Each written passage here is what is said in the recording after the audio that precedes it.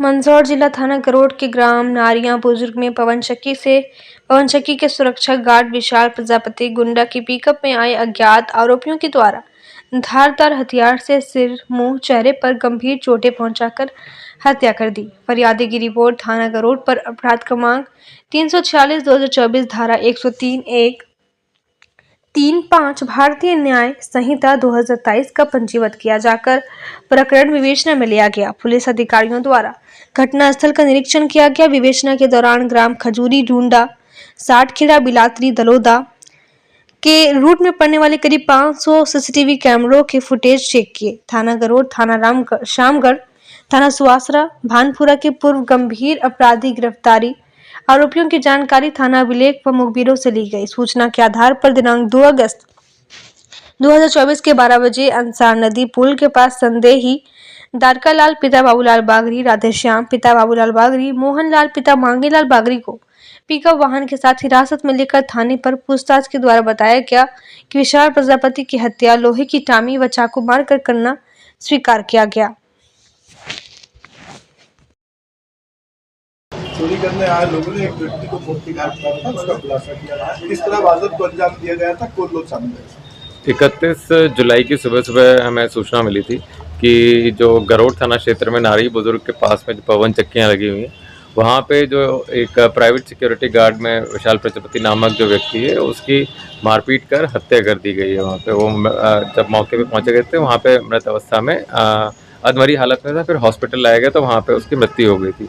चूँकि एक सनसनीखेज वारदात थी, इसमें प्रथम जो शख्स जा रहा था, चूँकि ऐसी सूचनाएं मिल रही थी कि पवन चक्की जो है, जो विंड मिल है, वहाँ पे भी जो कॉपर वायर है या फिर डीजल है, उसकी चोरी करने के लिए भी लोगों का मूवमेंट रहता है। तो उसी के संदर्भ में ये सुरक्षा गार्ड को लगाया गया था।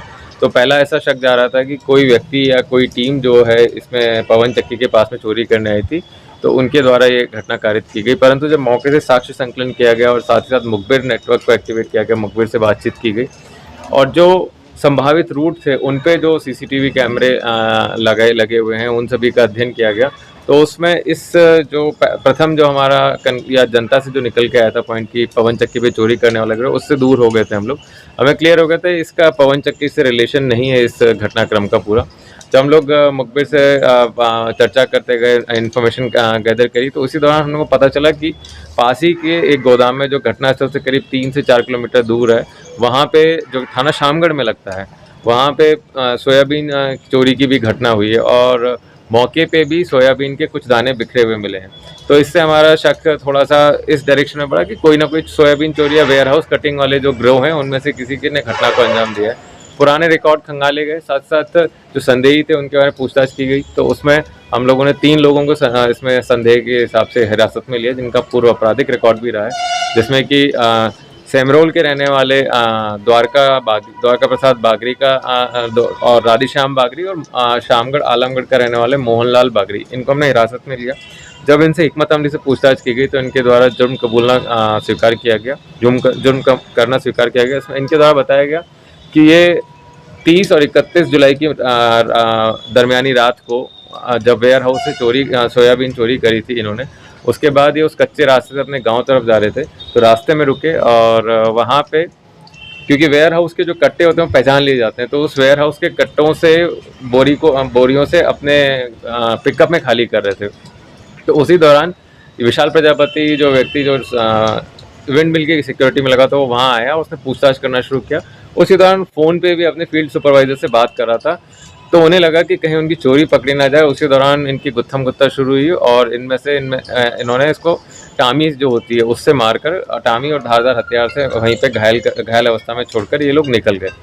इसमें आपको संज्ञान में लाना चाहूँगा कि जो अभी एक माननीय सीएम साहब के निर्देशों पे जो मुहिम चलाई गई थी कि पंचायतों में जो सीसीटीवी कैमरे लगाए थे, उनसे हमें काफ़ी मदद मिली इनका पूरा ट्रैक बनाने में, इनको ट्रैक करने में, और हमारे जो टेक्निकल एविडेंसेस थे उनको मिलान करने में काफ़ी फ़ायदा रहा। और उससे ये जो सनसनीखेज मर्डर था, इसको हम लोग ट्रेस करने में सफलता हासिल हुई। इसमें एक और पॉइंट बताना चाहूँगा कि ये जो चोरी की गई सोयाबीन है, आरोपियों ने अगले दिन यहाँ दलौदा मंडी में लाकर वो भी बेची, तो उसके भी हम लोग साक्ष्य संकलन कर रहे हैं। सर, इसमें किन हथियारों को उपयोग किया गया इसकी हत्या करने में, और क्या रीजन रहेगा इसमें, क्या कारण ऐसे बने कि इसको मारना ही पड़ा? इसमें जैसे कि जैसे जो गार्ड था उसको ये संदेह लगा कि शायद ये वो टीम हो सकती है जो कि विंडमिल पे से चोरी करने आई हो कॉपर वायर या फिर डीजल। तो वो अपने जो गार्ड की ड्यूटी थी उसका निर्वहन करने के लिए उसने रोका और पूछताछ करना शुरू किया। चूंकि ये चोर थे तो इनके अंदर वैसे ही हुआ बेचैनी हुई कि कहीं ये हमारी चोरी ना पकड़ ले। तो इन्होंने जैसे ही उसने पीछे डाले के पीछे जाके पिकअप के पीछे जाके डाले के अंदर झांकना कोशिश किया और उसको अपने सुपरवाइजर से भी फ़ोन पे बात करा, जैसे कि हम सबके पास रिकॉर्डिंग है। तो उसमें भी दिखता है कि जैसे ही उसने अपने सर बोल के अपने सुपरवाइजर को बताना शुरू किया तो इनको लगा कि उनकी चोरी ना पकड़ में आ जाए।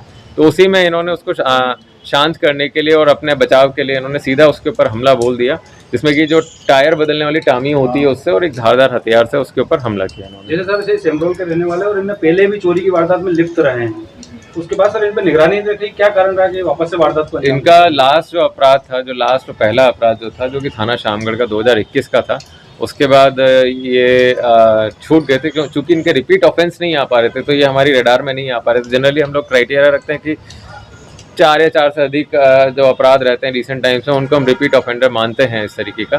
तो इनके द्वारा ये अपराध किया गया अभी काफ़ी समय बाद। बीच में भी हम लोगों ने ट्रैक करने की कोशिश करी थी, परंतु इस तरीके का अपराध में संलिप्त नहीं पाएगा इनका, जो हमने डेटा एनालिसिस किया है।